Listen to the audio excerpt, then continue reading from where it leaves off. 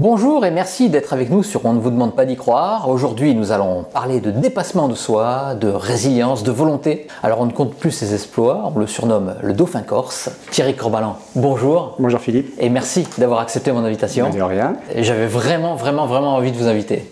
Merci beaucoup. Alors, pour commencer, parce que l'humain va être au centre de nos discussions, j'aimerais que vous me parliez de vous et de votre histoire. Et voilà, mon histoire, c'est que j'ai eu un accident en 1988, le 23 mai. Après mon travail, je suis allé à la pêche et j'ai voulu traverser une passerelle sur un pont de chemin de fer là, pour me rendre de l'autre côté de la rivière. Et puis la canne à pêche en carbone a fait un arc électrique avec la caténaire de train de 25 000 volts. Donc du coup, voilà, j'ai été projeté sur la voie ferrée, j'ai perdu connaissance quelques minutes. Et puis heureusement que j'avais un ami qui était à proximité, qui est venu de suite, qui m'a tiré de la voie, qui a prévenu les secours, quoi. Après, j'ai été transporté à l'hôpital de Cannes. De l'hôpital de Cannes, bon, c'était trop grave pour qu'ils puissent me prendre en charge et j'ai été transporté sur Marseille. C'est après à Marseille que j'ai été amputé des deux bras. D'accord. Alors, après, une autre vie commence. Une autre vie commence. Au début, c'est pas évident parce que je me retrouve, je me réveille le matin. Bon, le chirurgien m'avait quand même prévenu, hein, il tenait absolument à me prévenir de l'amputation. Il est venu me voir, il m'a dit voilà, je vais vous amputer des deux bras. Bon, là, j'ai dit, je n'étais pas étonné parce que je voyais bien que mes bras ne fonctionnaient plus. Donc là, je me réveille après l'opération, plus de bras, et là, bon, je me pose plein de questions. Je pense à tout ce que je ne pouvais plus faire. Donc je me suis dit bon, ben, le judo c'est fini, la pêche c'est fini. Donc au début, ça n'a pas été évident, parce que j'étais concentré sur tout ce que je ne pouvais pas faire. Et après, au fur et à mesure que le temps a passé, j'ai raisonné différemment et bon, déjà j'ai commencé à me remettre au sport. Ce qui m'a été très bénéfique pour moi. Déjà, c'est le sport qui m'a permis de rester en vie, parce que je pense que l'électrisation que j'ai subie, c'est parce que je faisais du sport que je ne suis pas mort, quoi, hein, que mon cœur a pu résister. Donc après, je me suis remis à faire du sport, et puis après, j'ai raisonné totalement différemment, et j'ai pensé à ce que je pouvais faire. Je me suis dit, tiens, tu ne veux pas faire ça, mais tu peux faire ça, tu peux faire ça, tu peux faire ça. Et je me suis aperçu que finalement, je pouvais faire plein de choses, et que malgré mon handicap, je pouvais faire beaucoup de choses. Et puis c'est venu comme ça. J'ai pu reprendre le travail, bon, bien sûr dans un autre service, parce qu'avant mon accident, je travaillais dans la police, mais j'étais sur le terrain. Donc après l'accident, une fois que j'ai été amputé des bras, j'ai travaillé dans un bureau. J'ai trouvé un système pour me permettre de travailler sur ordinateur. Puis j'ai repris le sport, et puis petit à petit, voilà, j'ai pu recommencer à conduire. Je me suis aperçu que finalement, je pouvais faire plein de choses, et que bon, finalement, il y a plus de choses à faire que de choses à ne pas faire. Vous avez commencé par quoi comme sport? Directement la nage ou... Non, j'ai commencé à courir. Parce qu'au début, voilà, j'ai commencé à l'hôpital, parce que bon, au départ, comme j'étais amputé d'un orteil, je pouvais pas me lever. Donc les premiers temps, j'étais alité. Donc ce que j'ai commencé à faire, c'est les abdominaux. Je fais les abdominaux tous les jours sur mon lit d'hôpital.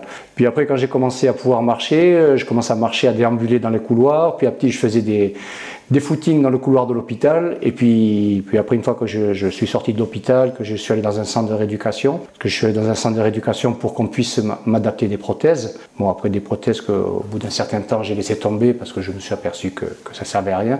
Mais dans le centre de rééducation, après j'ai commencé à courir, à faire donc le premier jour j'ai fait 10 km, le lendemain j'ai fait 20 km, puis après j'ai commencé à courir tous les jours. Je courais tous les jours, et pendant 20 ans j'ai fait de la course à pied. Donc après j'ai fait des semi-marathons, des marathons, Voilà, donc j'ai fait pas mal de courses à pied pendant une vingtaine d'années, jusqu'au jour où j'ai eu des problèmes de genoux. J'ai été opéré pour l'arthrose, et là je ne pouvais plus courir, ça devenait trop douloureux, et c'est à partir de là que je me suis mis à nager. Et combien de temps entre les idées noires du départ et le moment où vous vous êtes dit je vais de l'avant? Voilà, 3-4 mois environ. 3-4 mois. Oui. C'est rapide en fait. Oui, ça c'est rapide, parce que je pense que c'est le sport aussi, parce que c'est vrai que je me suis vraiment plongé dans le sport. Je faisais du sport tous les jours, quoi. Au bout de 3 mois, quand j'ai commencé, quand je courais tous les jours, et tous les jours j'avais ma dose de sport, et c'est ce qui m'a permis à rester positif, quoi. Alors, tous ces exploits que vous avez faits, comment vous est venue l'idée de faire tous ces exploits? Mais au départ, je courais, finalement, je faisais déjà des performances sans m'en rendre compte quand j'étais dans la course à pied. Parce que bon, c'est vrai que je courais avec les personnes valides et j'arrivais à avoir des résultats corrects au milieu des valides. Et puis j'ai fait des marathons. J'ai fait un marathon en 3h04 sans les bras. Donc déjà à l'époque, je pense que les autres coureurs, ça les impressionnait. Mais moi, je ne me rendais pas compte. Pour moi, c'était naturel. Je faisais mon sport, j'essayais de donner le maximum. Bon, et après, quand j'ai commencé à nager, un jour, je me suis inscrit dans une compétition sur les îles Sanguinaires. Et j'ai nagé au milieu des valides et j'ai fait cette compétition. Bon, on n'était pas nombreux, on était 14, mais j'ai fini 8e au classement général devant les valides. Donc là, je me suis dit, tiens, finalement, c'est pas trop mal. Et je commençais à peine à nager, quoi. Donc après, j'ai nagé de plus en plus. Vous étiez bon nageur avant? Oui, je nageais pas mal déjà. Voilà, j'étais aquatique. Hein, j'étais à l'aise dans l'eau. Donc j'ai fait cette compétition et après, bon, j'ai vu que finalement, je me débrouillais pas mal. Et un jour, j'étais invité par Franck Bruno, qui a une association à Bonifacio qui est amputée tibiale et justement qui fait faire des stages de plongée aux personnes en situation de handicap. Donc Franck m'invite, je fais le stage et puis bon, au cours du stage, bien sûr, je nage et il me dit, mais dis donc, tu te débrouilles pas mal et est-ce que tu voudrais pas faire un défi pour mon association? Donc il me propose à l'époque, c'était en 2009, de traverser les Bouches de Bonifacio pour son association. Puis moi, j'ai même pas réfléchi, j'ai dit d'accord, ok. J'ai dit ok, je vais le faire. Et je me suis entraîné pendant 4 mois et au bout de 4 mois, donc c'était en septembre 2009, j'ai traversé les Bouches de Bonifacio, donc j'ai fait 16 km et ça s'est passé assez bien, assez facilement. Et là, j'ai eu pas mal de retours. J'ai eu des retours de personnes qui ont dit ouais, c'est bien et tout, avec ton handicap, parce que tu donnes espoir et tout. Donc ça fait tilt. Je me suis dit, bon, finalement, tu peux aider les autres en faisant des défis. Donc j'ai décidé de continuer. Mais l'année d'après, en 2010, j'ai dit, tiens, pourquoi je ne ferais pas l'aller-retour? Donc en 2010, j'ai fait l'aller-retour des Bouches de Bonifacio. Et tous les ans, après, j'ai essayé de faire un petit défi. En 2012, j'ai décidé de créer mon association.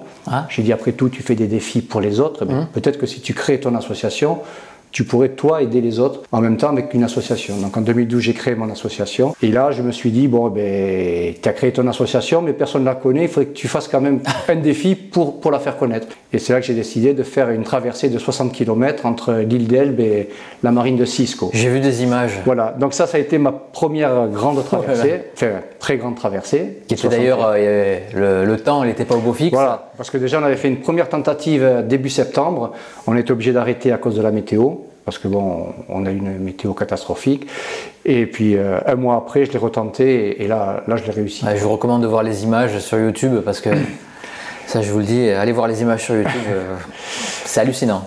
Ouais, et à partir de là, j'ai décidé tous les ans de faire un défi pour faire connaître l'association. Et puis j'ai été contacté aussi par d'autres associations pour faire des défis, et notamment une association de Haute-Savoie qui aide la sclérose en plaques, pour laquelle j'ai fait 4 défis, dont le dernier, là, que j'ai fait en juillet dernier. Là, j'ai fait 60 km dans le Léman, avec une arrivée à Genève. Alors, d'autres associations me contactent. Là, c'est pareil, le temps n'était pas encore au fixe. Là, c'était encore pire que l'île d'Elbe, je crois. Là, j'ai pas vu les images, là. Mais... il faut les voir, c'est encore pire que l'île d'Elbe. Là, on a eu vraiment 7 heures de mauvais temps et 4 heures de tempête. Là, Là, ça a été costaud.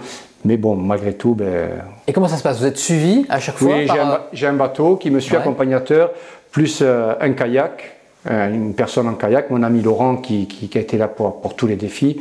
Et là pour l'élément, il y avait un paddle double avec 2 personnes qui étaient à côté de moi, quoi, pour m'aider à me ravitailler déjà, et puis pour la sécurité. Vous pouvez vous arrêter des fois, des petits moments quand même parce que... Je m'arrête en général toutes les heures, je m'arrête pour boire un coup. Ah bah oui. Et pour me ravitailler, bon, sauf que quand la mer est mauvaise, là comme au Léman, pendant 7 heures, j'ai plus rien mangé parce qu'on était vraiment dans une machine à laver, quoi, avec la tempête. Donc pendant 7 heures, j'ai rien mangé, quoi. J'ai pu recommencer à manger au petit matin quand le lac s'est calmé, quoi. Et ça peut pas arriver qu'ils vous perdent Non, ils sont toujours à côté. En plus, bon, j'ai des signaux lumineux sur moi. Hein, j'ai un allume sur le tuba, dans le dos, donc j'ai une lumière qui clignote.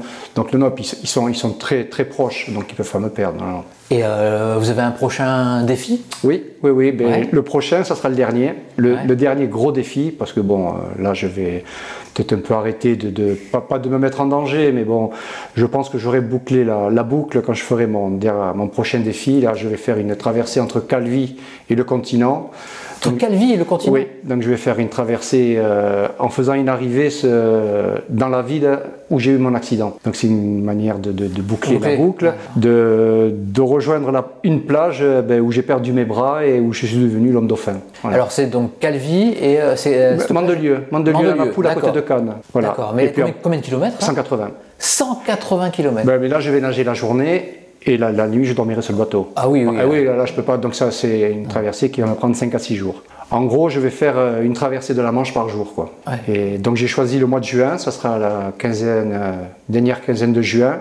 Parce que les journées sont plus longues et ça me permettra de nager plus longtemps la journée. Donc je vais essayer de nager 12 heures à peu près par jour. Est-ce que vous vous rendez compte de l'image que vous générez, enfin, par rapport à toutes les personnes qui se disent « Oh, je peux pas faire ça, je sais pas faire ça, j'ai ce problème-là, c'est pas possible », vouloir bouger le cul, quoi. Oui, ben moi c'est ce que j'essaie de montrer. Après, de temps en temps, quand je suis sollicité, je fais des conférences. J'essaie justement d'en parler, de montrer que la motivation, la détermination, bien souvent on s'interdit de faire des choses parce qu'on pense ne pas pouvoir les faire, ou on n'a pas envie de les faire, ou on a la flemme. Mais voilà, moi je veux montrer qu'avec la motivation et la détermination, on peut arriver à tout faire. Comme le dit le philosophe Sénèque, hein, c'est pas parce que les choses sont impossibles qu'on n'ose pas les faire, c'est parce qu'on n'ose pas les faire qu'elles sont impossibles. Et c'est ça, bien souvent on s'interdit. Les enfants quand ils sont petits, bien souvent quand ils disent « Oh, j'y arrive pas », on leur dit « Non, d'abord t'essayes », et après tu dis « J'y arrive pas ». Mais les adultes, bien souvent ils oublient tout ça. C'est ça. Et des fois ils font pas les choses, mais on peut les faire. Moi, c'est sûr que j'étais loin d'imaginer que je serais capable de faire ce que je fais, quoi. Puis même quand j'ai nagé en eau froide, j'avais nagé en eau froide au Groenland. Au Groenland, j'ai vu ça, voilà. Pour l'association de Pascal Olmet. Exactement, donc là je voulais montrer aux Groenlandais que justement on pouvait tomber dans l'eau froide et pas mourir. Parce qu'au Groenland, là-bas, quand ils tombent dans l'eau froide, ils meurent. En maillot de bain en plus. Oui, en maillot de bain, oui. C'était pas avec la tenue exactement, chauffante. Voilà, moi je voulais leur montrer qu'on pouvait tomber dans l'eau froide et puis survivre, parce que eux, bon déjà ils savent pas nager, bon déjà c'est compliqué d'apprendre à nager dans une eau à moins 1,8 degrés. Et après quand ils tombent dans l'eau froide, ils se disaient, ça y est, je suis tombé dans l'eau, je vais mourir. Donc moi je voulais leur montrer que non, le corps, si on lui donne les moyens, il peut résister. Bon, bien sûr, il y a quand même des limites, mais on ne meurt pas de suite. C'est pas parce qu'on tombe dans de l'eau à moins 1 degré qu'on va mourir. Il y a un laps de temps où le corps peut résister, quoi. Vous faites de la méditation? Non, pas du tout? Non. Vous avez fait de l'apnée, tout ça aussi? Mais là j'en fais depuis 2 ans. Je me suis inscrit à Corsica Apnée, là, sur Ajaccio, et je fais de l'apnée de temps en temps, oui. Surtout en période où j'ai pas de compétition, où j'ai pas encore de défi, donc j'en fais un peu, oui. Un prochain défi, c'est en apnée alors? Alors, ça va être un peu compliqué là quand même. Le dauphin, le grand bleu. Ah oui, non mais... Vous avez déjà nagé avec les dauphins? Ben, j'ai eu la chance au mois de février dernier là, de nager. J'étais avec une amie, Sarah, qui nage régulièrement avec moi. On est tombé à Tahiti, à la plage de Tahiti, sur un banc de dauphins qui sont restés pendant 30 minutes autour de nous. Bon? Ah oui, d'ailleurs il y a une vidéo sur YouTube que j'ai mise. Ah, c'est vrai, et ah ouais, on a eu cette chance. Bon, c'est vraiment la première fois que j'ai la chance de nager avec des dauphins. Et là, franchement, en plus des dauphins sauvages, quoi. Je ne pas en captivité. Oui. Et là, on a eu vraiment le plaisir de rester 30 minutes avec eux, quoi. Là, c'était vraiment magique. Sinon, après, dans les défis, c'est très rare. Et avec le recul, votre accident, est-ce que c'est une malédiction? Non, c'est une chance. Voilà. Non, c'est une chance. Je dis toujours, cet accident, c'est une chance et ça me permet de voir la vie différemment. Ça me permet de faire des choses que j'aurais pas faites. Déjà, ça m'a permis de rencontrer ma deuxième épouse. Et rien que pour ça, eh bien, je suis content d'avoir eu cet accident. Ça m'a permis de rencontrer ma femme qui est extraordinaire, sans qui je ne ferais pas tout ce que je fais. Voilà, non, moi c'est une chance, quoi. Ça serait à refaire, je recommencerais. Ouais. Ah oui. Oui, et puis, oui, tout à fait. Oui. Moi, je pense plus à la vie d'avant, j'y pense plus, quoi. Maintenant, je pense que je fais maintenant, puis j'essaie de faire le maximum avec ce que je suis maintenant. Il faut vous rendre compte de la portée de ce que vous dites, là. Ben, oui, après, je sais que y a des gens qui ne peuvent pas comprendre, mais en même temps, ils ne sont pas à ma place. Donc oui, bien sûr. Vous êtes bien entouré alors? Oui, tout à fait. J'ai une femme extraordinaire, ma famille extraordinaire. J'ai des amis aussi. J'ai des amis fidèles qui me suivent depuis des années, qui sont toujours là et qui m'accompagnent. Donc j'ai cette chance aussi d'être bien entouré. Est-ce que vous rencontrez des personnes des fois qui vous disent non, tu vas pas y arriver, c'est pas possible? Est-ce que toutes ces personnes-là, elles ont une influence quand même sur vous? Non, je crois que peut-être que ces personnes l'auraient dit au début, mais maintenant je pense qu'elles n'osent plus dire tu peux pas y arriver, parce que bon, jusqu'à présent je suis toujours allé au bout de ce que j'ai tenté, donc Je pense pas, non. Puis j'ai jamais eu cette réflexion de toute façon. Oui, de suite, vous êtes passé outre ces personnes des empêcheurs de tourner en rond. Non, puis déjà, bon, c'est vrai que ça reste un défi. Quand je me lance dans un défi, ça reste un défi. Mais en même temps, si je tente un défi, c'est que bon, à 99%, je sais que je vais le réussir. Et que vous pouvez le réussir. Que je peux le réussir et que vraiment, bon, il faudrait, bon, comme quand c'est la météo, voilà, quand j'ai eu des problèmes de météo, j'ai été obligé d'arrêter. Bon, là, c'est pas moi, quoi. C'est la météo qui m'a obligé d'arrêter. Mais sinon, personnellement, non, je vais au bout des choses. Alors, votre équipement, c'est quoi? C'est une monopalme, j'ai vu? Oui, une monopalme, des lunettes, un tuba frontal. Bon, après, quand je fais les défis, je mets une combinaison. Bon, après, quand je m'entraîne toute l'année, en général, je m'entraîne en maillot. Mais pour les défis, je mets quand même la combinaison parce que déjà, il y a la flottabilité, puis ça permet de nager un peu plus vite quand même. Il y a un peu plus de glisse avec la combinaison. Puis bon, avec la fatigue aussi, le froid peut arriver, quoi. Ah oui, bien sûr. Des défis comme le Léman, des défis de 20h, 21h. 21h. Oui, 21h. C'est pour ça que là, je suis obligé de mettre la combinaison. Ouais. En plus, c'est de l'eau douce, la Clément. Oui, donc, ça flotte moins. Oui. On flotte moins, oui. Vous sentez la différence? C'est plus dur. C'est pour ça que j'avais fait 80 km en 2017. J'avais relié l'île de Monte Cristo à Bastia. Mais voilà, mais j'avais fait déjà 80 km, mais 60 km dans le Léman, ça pouvait être plus dur parce que c'est de l'eau douce. Donc l'effort n'est pas le même. Je me suis pas parti en me disant c'est bon, tu as fait 80, les 60, ça les doigts dans le nez. Non, sans jeu de mots, hein, bien sûr. Mais voilà, donc quand je suis parti, j'ai dit bon, je vais tout faire pour le réussir, mais c'est quand même pas une certitude parce que c'est l'eau douce pour moi, c'était quelque chose de nouveau. C'est la première fois que vous faisiez ça? Non, j'ai fait déjà des défis dans l'eau douce, mais plus court. J'avais traversé le lac d'Annecy, c'était 16 km. Le lac Léman, je l'avais traversé en largeur, j'avais fait 20 km. Et j'avais fait le tour du lac du Bourget en 2017 aussi, c'était 32 km. Ah oui, voilà. Mais bon, 60, c'était la première fois. Il y avait du monde à l'arrivée? Oui, bien sûr. Puis en plus, c'était pour l'association C'est pas impossible, qui aide la sclérose en plaques. Plus, c'est pas impossible, c'est un nom d'association qui me va bien, quoi. Ah oui, carrément. Ouais. Donc non, là, il y avait énormément de monde, à Genève aussi. Et ça permet de faire connaître l'association, de me faire connaître. Ah ouais, quel porte-drapeau pour une association. Oui. Et de faire connaître la Corse aussi, parce que, comme on disait, quand on a fait Genève, il y avait une bandera de plus de 2 mètres qui était sur le bateau pendant toute la traversée, quoi. Ouais. En fait, je suis admiratif, je t'avoue. Je nage très très mal. Ouais, moi je joue pas de la guitare. Hein. Oui. Qu'est-ce qui vous pousse à aller de l'avant tout le temps? D'aller de l'avant. D'aller au bout d'un défi, d'aller au bout. Au bout d'un défi, c'est justement par rapport au message que j'essaie de faire passer que si on y croit, on peut y arriver, quoi. Voilà, en plus quand j'ai fait le défi du Léman, par exemple, il y avait une journée qui était prévue à Aix-les-Bains pour la sclérose en plaques le dimanche, et elle a été annulée à cause de la météo parce qu'ils annonçaient une mauvaise météo. Alors pendant mon défi, c'est vrai que je me suis dit il faut que tu ailles au bout parce que j'ai dit l'association organise déjà une journée qui est annulée et ça serait quand même bête que le défi aussi ne soit pas réussi. Donc vraiment c'est des choses qui me poussent à aller au bout, quoi. Parce que je me dis bon, tu tiens un message, mais il faut que ton message tu ailles au bout et que tu sois crédible. Et justement, pour le prochain défi, vous organisez une cagnotte? J'organise une cagnotte parce que bon, le prochain défi, bon, comme je suis obligé de prendre 15 jours de battement parce que par rapport à la météo, donc il y a la location du bateau, il y a l'essence, il y a l'avitaillement, puis pour une dizaine de personnes, donc ça va être un budget qui sera plus important que les défis que j'ai fait avant, quoi.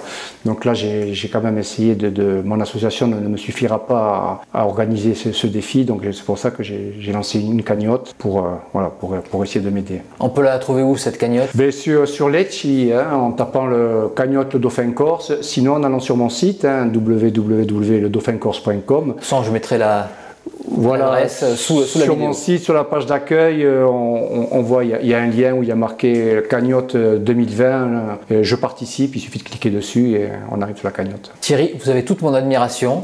On va se quitter là. Merci beaucoup. Et encore bravo. De rien, merci.